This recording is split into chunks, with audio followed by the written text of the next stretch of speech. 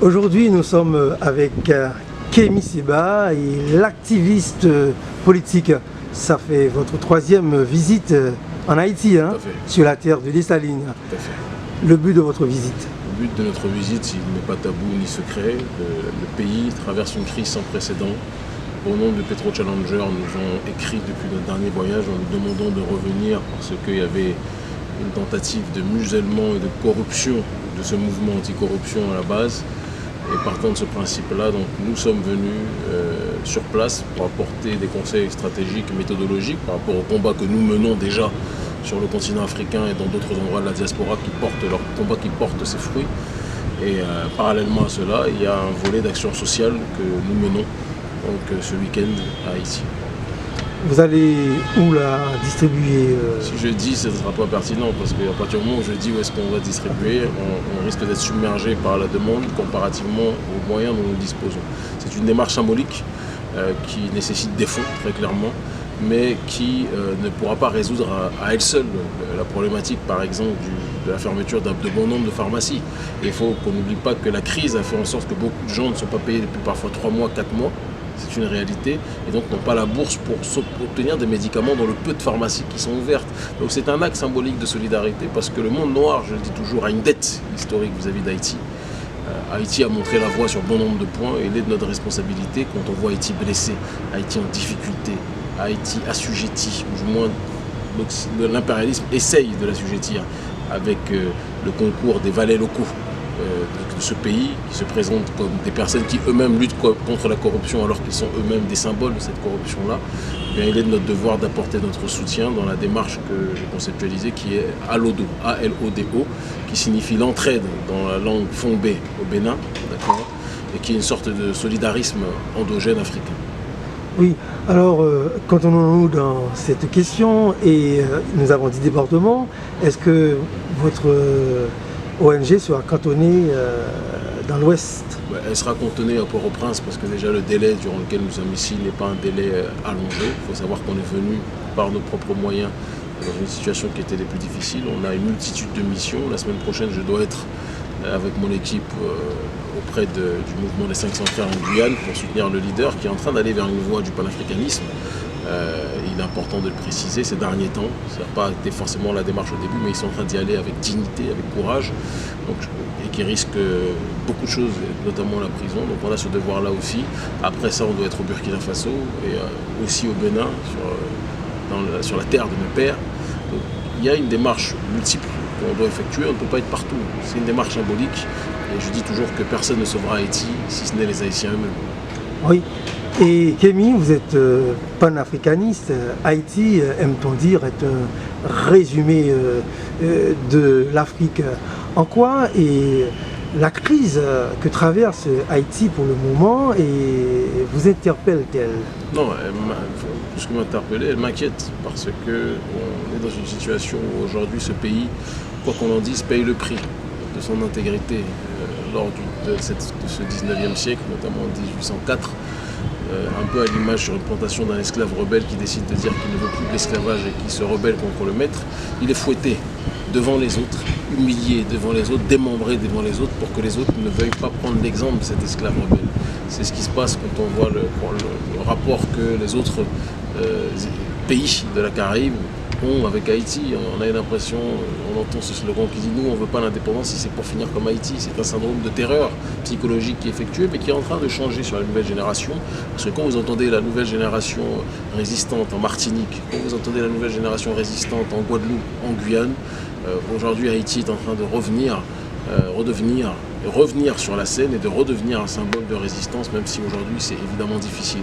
Et donc, il est de notre devoir de contribuer avec les modestes, si je pèse mes mots, moyens qui sont les nôtres, pour qu'on puisse redynamiser cette thématique justement de cette lutte contre la corruption et donner aussi des conseils méthodologiques et stratégiques par rapport à l'expérience qui nous a amenés en prison, qui nous a amenés à différents endroits, mais qui a fait en sorte que le débat politique et social a pris de l'ampleur ces dernières années.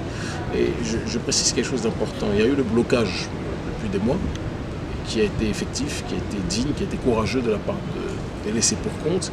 Et le blocage a bloqué surtout ceux qui résistaient.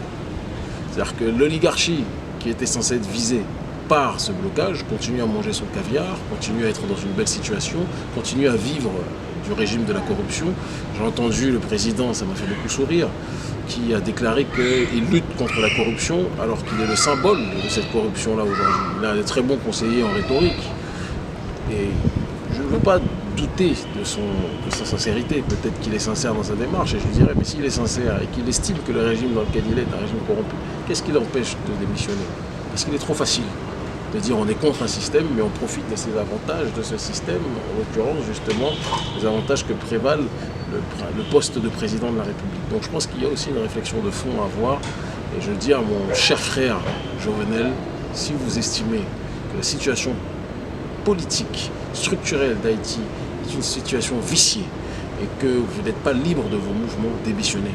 Et c'est le peuple qui vous reportera à la tête de ce pays si vraiment vous êtes quelqu'un qui défendait le peuple. Mais si vous êtes dans une démarche de mentir ou de faire diversion, le peuple s'en rend compte aussi, mais démissionnez. Parce qu'on ne peut pas être fier d'être président d'un pays actuellement comme Haïti qui est dans le chaos le plus absolu sur le terrain social, sur le terrain matériel, sur le terrain économique, etc. etc. Ce n'est pas possible. Un peu de dignité.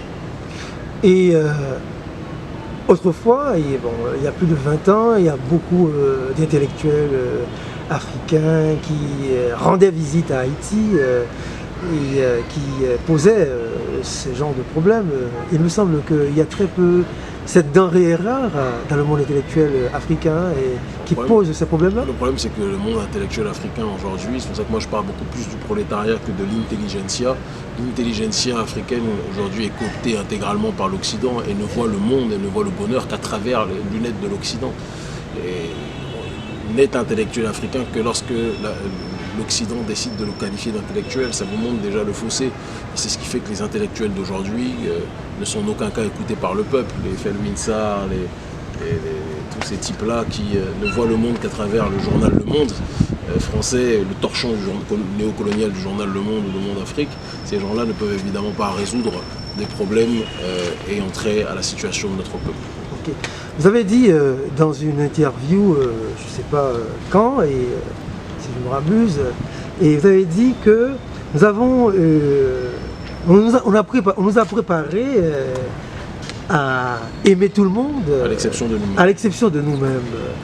Et pour rendre ce discours-là, pour rendre ce discours plus audible, pourriez-vous être plus clair? Je pense qu'il est extrêmement audible, c'est-à-dire que tout a été fait durant l'esclavage, et les gens comprennent, tout a été fait durant l'esclavage et la colonisation.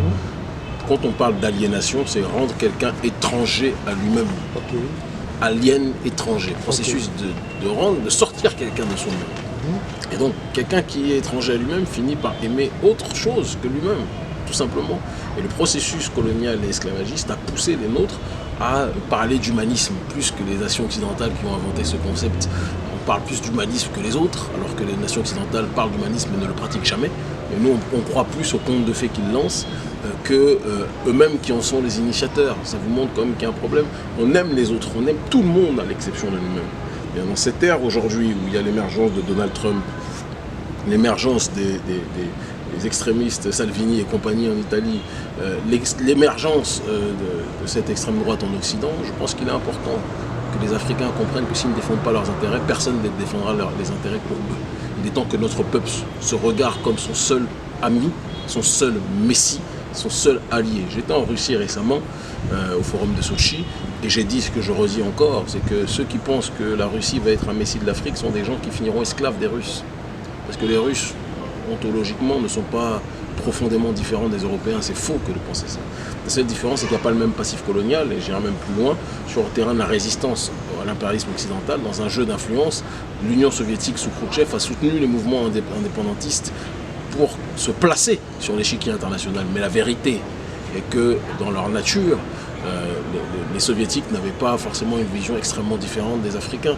Donc si on a tendance à croire que Poutine va être un messie de l'Afrique, et je dis ça tout en travaillant avec les Russes, comme je peux travailler avec d'autres nations, Cubains, etc., je dis qu'il y aura des problèmes. Donc il faut que l'Africain compte sur lui-même d'abord, qu'il change le braquet, qu'il change les alliances. C'est pour ça que se rapprocher des nations des BRICS, c'est très important, c'est la démarche qui est la nôtre. Mais faisons attention, parce que si on croit que c'est eux qui vont nous sauver, on risque de se réveiller avec la gueule de bois. Et vous êtes panafricaniste, vous rêvez de l'Union africaine. Or, nous savons, ça c'est sur papier là, et nous savons que dans les faits, dans la réalité, l'Afrique est divisée en Afrique noire, Afrique blanche. Comment ce sera possible, cette unité-là, l'Afrique blanche, de quelle division parle-t-on? Tout dépend de quelle division parle-t-on. Si on parle du Maghreb, il est évident qu'il y a des problèmes structurels, conjoncturels, réels, et des problèmes historiques. Il y a une négrophobie systémique qui est présente. Mais je tiens aussi quand même à préciser une chose, c'est qu'on a tendance à oublier que dans les pays du Maghreb, il y a énormément de Noirs maghrébins.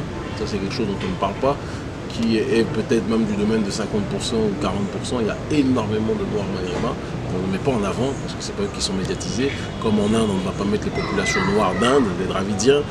Comme au Brésil, quand on va regarder les telenovelas, on ne voit pas les populations noires. Pourtant, les populations noires sont majoritaires dans ce pays. Donc, il faut toujours nuancer les choses. Et l'Afrique est beaucoup plus homogène qu'on peut l'imaginer, même si cette homogénéité ne se départit pas d'une certaine diversité sur un certain nombre d'aspects, évidemment. Oui.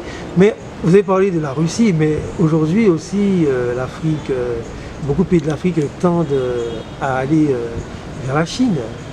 Mais la Chine, vous savez, l'Occident essaie de la diaboliser en disant qu'attention conquérant, attention prédateur, parce que c'est un concurrent pour l'Occident. Donc l'Occident a bon jeu et bon dos d'essayer de diaboliser ces derniers. La Chine ne sont là encore une fois pas des messies, tout comme les Chinois, comme les Russes plutôt, mais il n'en demeure pas moins qu'ils ont contribué en termes d'infrastructure à la construction de beaucoup de choses.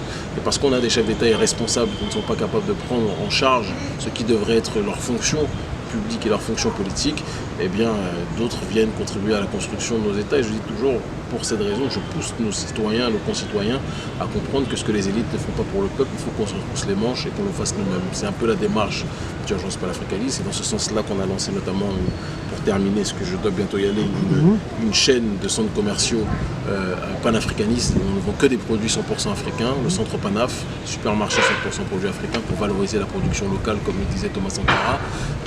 Donc restaurant 100% africain et boutique de vêtements 100% africaine avec la marque de vêtements IC Création qui est ma marque de vêtements. Et donc voilà, il y a cette démarche-là qui est présente et c'est dans ce combat-là que nous nous lançons.